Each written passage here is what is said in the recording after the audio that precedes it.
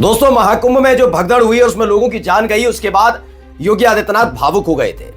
उन मातमी आवाजों के बीच योगी आदित्यनाथ का रोंदा हुआ गला इतना भारी पड़ गया था कि इस देश के पत्रकार और तमाम एंकर चीख चीख कर बता रहे थे कि देखिए कितने रुआंसू हो गए, कितने भावुक हो गए योगी आदित्यनाथ। लेकिन दूसरे ही पल यानी दूसरे ही दिन से उनके चेहरे पर मुस्कान भी नजर आ रही थी।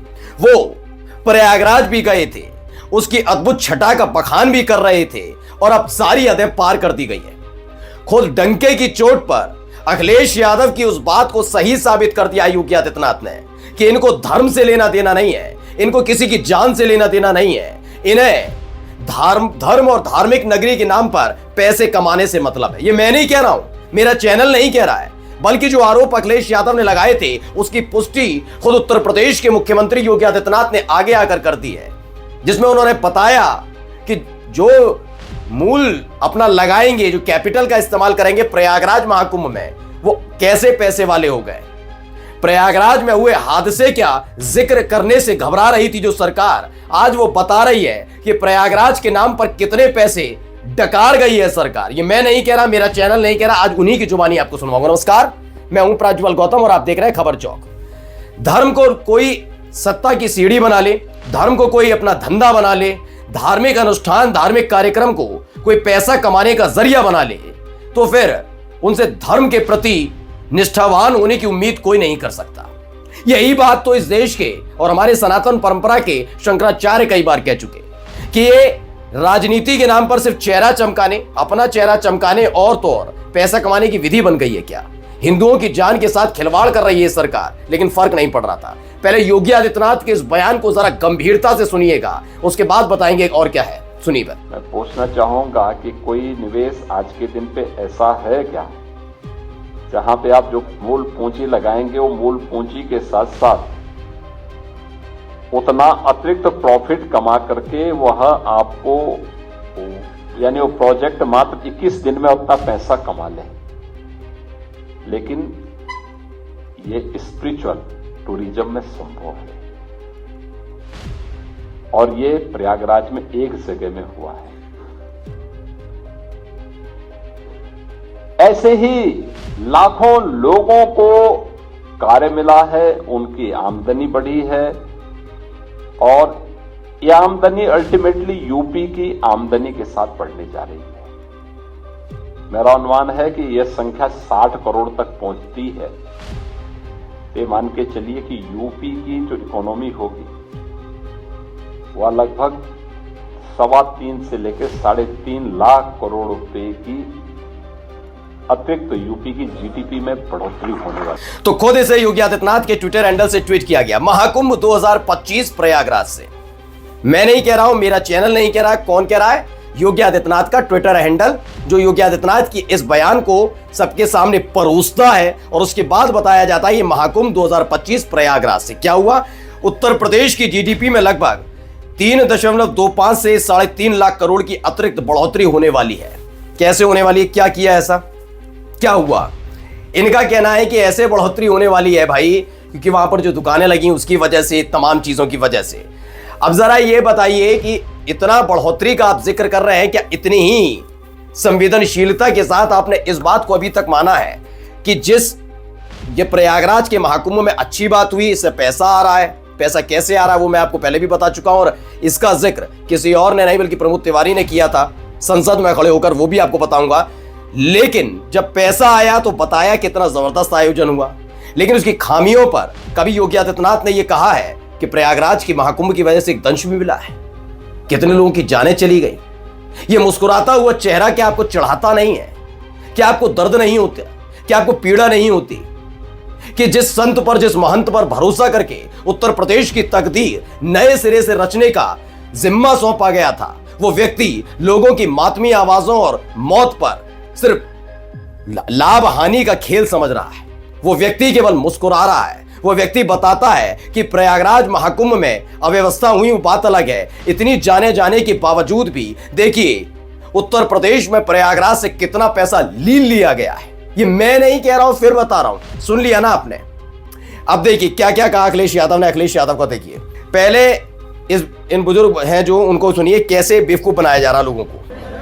देखिए, उत्तर प्रदेश प्रशासन की बदतमीजी, जो कुंभ से लोग नहा करके आ रहे हैं उनके साथ खिलवाड़ किया जा रहा है। प्रयागराज जंक्शन से लोकल ट्रेन बता करके दिल्ली की, और उस ट्रेन को ला करके जो है कानपुर रोक दिया गया है और सवारियों से कह दिया गया कि आप यहीं पे उतर जाइए, अब दिल्ली के लिए ये गाड़ी नहीं जाएगी। कितना बड़ा धोखा है पब्लिक के साथ, कितना बड़ा धोखा।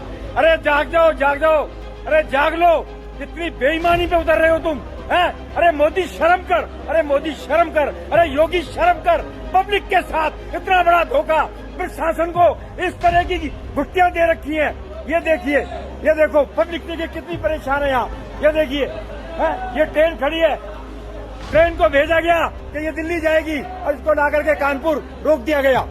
तो आपने सुना, जगाने की कोशिश की है। बुजुर्ग व्यक्ति हैं, उन्होंने बताया कि प्रयागराज से निकले थे, इनसे कहा गया दिल्ली की तरफ ये ट्रेन जा रही है, लेकिन उस ट्रेन को कानपुर में जाकर रोक दिया गया और कहा गया कि अपने अपने साधन से दिल्ली तक जाइए, ये दिल्ली ट्रेन नहीं जाएगी। यानी बेवकूफ बनाया जा रहा है इस जनता को, क्योंकि पैसा तो आराम से खींचा जा रहा है। जो लोग वहां पहुंच रहे हैं उन्हें औने पौने दामों पर उनको सारी सुविधाएं देने की बात कही जा रही है। पैसा लीला जा रहा है आराम से, और इस सारा का सारा खेल सरकारी मशीनरी के थ्रू हो रहा है। ये किसी और ने नहीं, योगी आदित्यनाथ ने खुल्लम खुल्ला मान भी लिया। अब आपने सुना इस बद इंतजामी पर जिनका सिर शर्म से झुक जाना चाहिए था। वो प्रयागराज महाकुंभ में प्रयागराज महाकुंभ को पैसा कमाई का जरिया नहीं, टकसाल के बदल जाने पर कितने मुस्कुरा रहे हैं, कितने खुश हो रहे हैं। क्या आपने एक बार छोड़ दीजिए, उसके बाद बात क्या कही आपने? योगी आदित्यनाथ के चेहरे पर तनाव देखा? योगी आदित्यनाथ के रुधा हुआ गला देखा? क्या आपने देखा कि वो भावुक हो गए हों कि इतनी मौतें हुई? नहीं ना, सिर्फ एक बार। लेकिन मुस्कुराते हुए आपने कई तस्वीरें देख ली होंगी महाकुंभ की अद्भुत कार्यक्रम पर। इस कार्यक्रम को अद्भुत और अकल्पनीय बताने वाले तमाम बयान देख लिए होंगे, और अब तो सारी हदें पार कर दी। उन्होंने बता दिया कि हाँ, महाकुंभ उनके लिए और उनकी सरकार के लिए किसी टकसाल से कम नहीं था।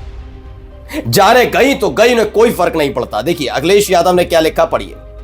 एक वीडियो आई थी, एनबीटी की तरफ से आई थी। इसमें दावा किया गया था कि बिहार के 7 युवक हैं, उन्होंने ही खुद ट्वीट किया था, उन्होंने वीडियो साझा की थी। 7 युवकों ने, वो रोड से नहीं और ट्रेन से नहीं आ रहे। वो कैसे जा रहे हैं महाकुंभ के लिए? वो पानी के रास्ते पहुंच रहे हैं। ये उन्होंने वीडियो जारी की थी। एनबीटी ने इस खबर को दिखाया, जाम से बचने का अनोखा उपाय, नाव से महाकुंभ पहुंचे बिहार के 7 युवक।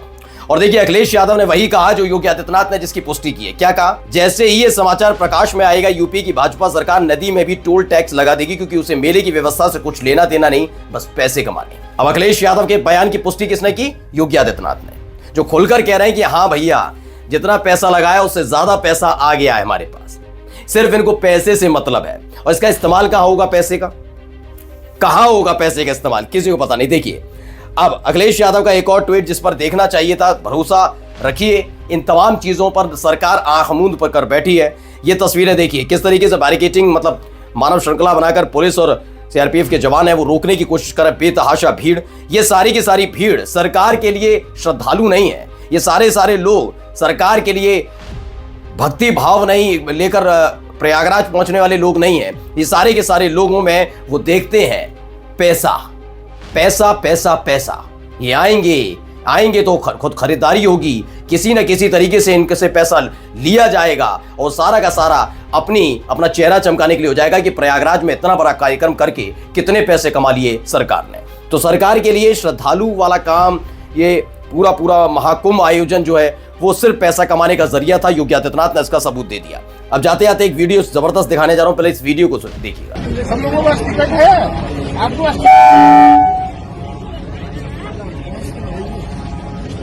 टिकट नहीं है आप लोगों के पास। आपको ये पता किसने कहा कि बिना टिकट जाना है आपको? हाँ नरेंद्र मोदी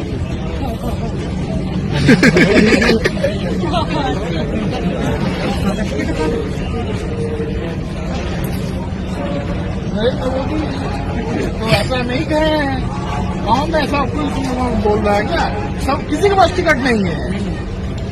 दरअसल आपको मालूम ही है, नई दिल्ली रेलवे स्टेशन पर जो हादसा हुआ उसको लेकर कई तरह की खबरें निकल कर आई थी। एक तो आंकड़े छिपाना, तमाम चीजें हुई। यह भी पता लगा था कि कई लोग ऐसे भी थे जो ट्रेन में सवार होना चाहते थे लेकिन उन पर टिकट नहीं थी। इसको लेकर फिर अधिकारी मैदान में उतरे। उन्होंने अधिकारियों ने पूछा, कई महिलाएं वहां पर खड़ी थी कि आपके पास टिकट है? उन्होंने कहा नहीं हम पे टिकट। उन्होंने किसने कहा था आपसे बिना टिकट जाने के लिए?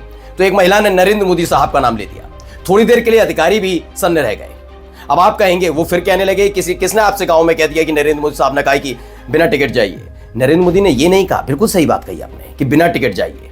वो ऐसा कह ही नहीं सकते।